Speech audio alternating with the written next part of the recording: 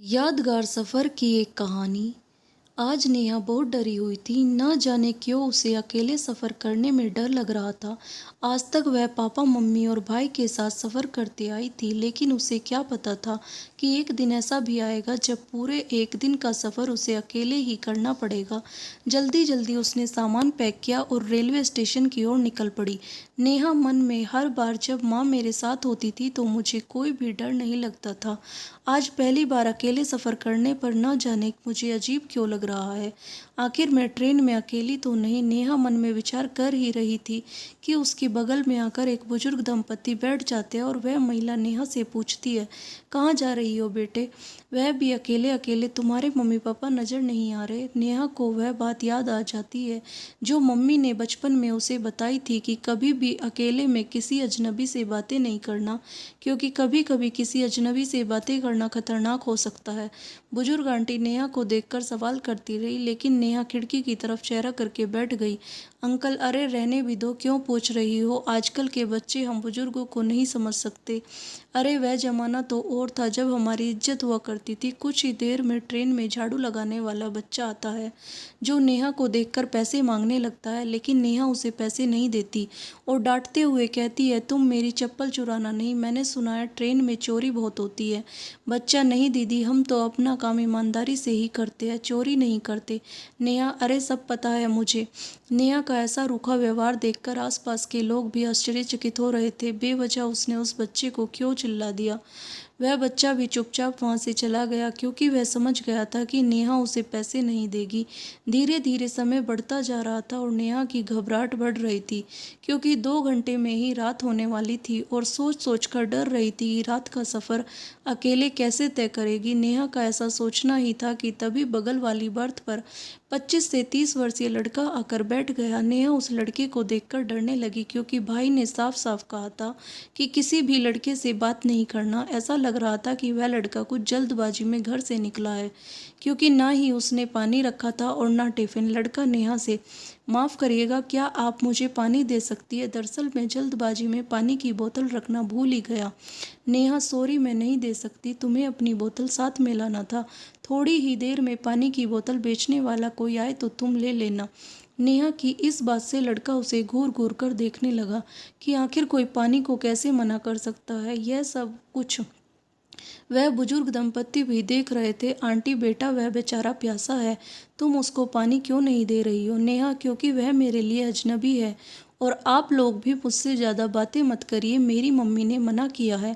लड़का, कोई बात नहीं आंटी। आंटी को उस लड़के पर दया आ जाती है, क्योंकि उसे बार बार खांसी आ रही थी और आंटी ही अपना थोड़ा सा पानी उस लड़के को दे देती है। लड़का समझदार था और वह देख रहा था कि उनके पास भी पानी नहीं है, इसलिए वह पानी नहीं लिया, लेकिन आंटी ने ज़बरदस्ती उसे पिला दिया ताकि उसका गला ठीक रहे। लड़का, थैंक यू, आपने मेरी मदद की। पूरे रास्ते नेहा किसी से बात ही नहीं करती, वह चुपचाप बैठी रहती और किताबें पढ़ती रहती, लेकिन वह लड़का अपने अच्छे व्यवहार से बुजुर्ग दंपति का दिल जीतने लगा, क्योंकि वह पढ़ा लिखा और समझदार लड़का था। लेकिन उन लोगों के हंसने की आवाज़ नेहा को खटकने लगी और वह उन्हें घूर घूर कर देखने लगी। धीरे धीरे रात बढ़ने लगी और ट्रेन की रफ्तार भी।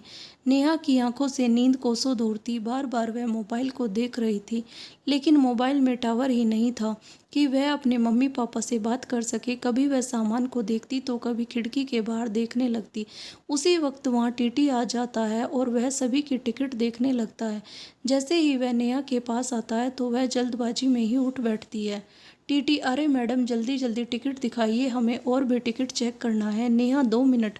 नेहा अपने पूरे बैग को छान मारती है, लेकिन उसको कहीं भी टिकट नज़र नहीं आती और ऐसे में वह डर जाती है। डर की वजह से वह रोने लगती है। तभी उस लड़के को नेहा की टिकट नीचे पड़ी हुई मिलती है, जिसे उठाकर वह नेहा को देता है, जिससे नेहा को थोड़ी राहत मिलती है। टीटी के जाने के बाद नेहा फिर से ही लेट जाती है और अब उसे नींद आ जाती है। सुबह करीब 4 बजे उसकी नींद खुलती है और उसी समय उसे एहसास होता है कि उसके पास रखा हुआ बैग गायब है।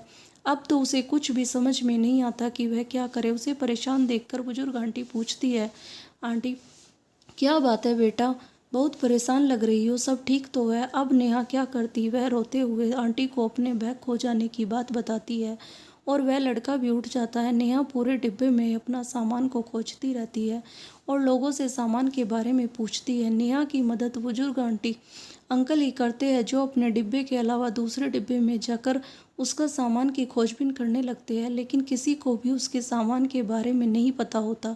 लड़का समझदार रहता है और इसलिए वह फटाफट सामान गुम होने की कंप्लेन करता है और अगले स्टेशन पर नेहा को उसका सामान मिल जाता है। नेहा मन में, मैं बहुत बुरी हूँ, इन लोगों ने मेरी कितनी मदद की और मैंने तो इनसे ठीक से बात भी नहीं की।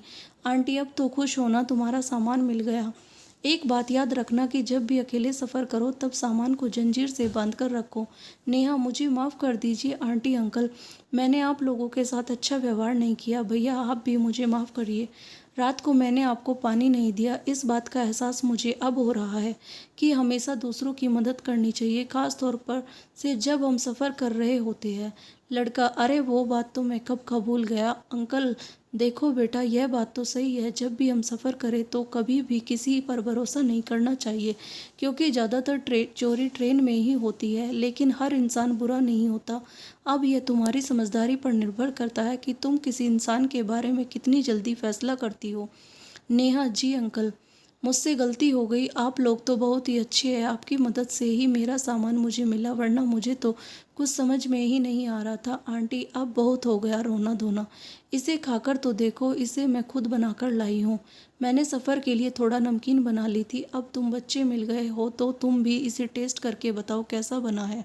इसके बाद नेहा और वह लड़का आंटी अंकल के साथ अच्छे से बात करने लगते हैं। नेहा को समझ आ जाता है कि अच्छे इंसान की पहचान करना हमें आना चाहिए, ताकि जीवन में हम सच्चे इंसानों की कदर कर सके, उन्हें अपना सके। इसी प्रकार की गलती हम अपने जीवन में भी हर रोज़ करते रहते हैं। दोस्तों, यह एक ऐसी कहानी है जो हम सभी के साथ घटित होती है। जीवन में कई ऐसे मोड़ आते हैं जब हम कई सारे अजनबी लोगों के साथ उठना बैठना पड़ता है। ऐसे में हमें सतर्क रहने की ज़रूरत है। कोशिश करनी चाहिए कि कभी किसी का दिल ना दुखाए और हमेशा हंसते मुस्कुराते रहे। जिस प्रकार दुनिया में सभी लोग अच्छे नहीं हैं, उसी प्रकार दुनिया में सभी लोग बुरे नहीं हैं। कई बार हम यह गलती करते हैं कि माइंड में पहले से बुरा सोचकर रख लेते हैं, जिसकी वजह से अच्छे इंसान के साथ भी बुरा से पेश आते हैं।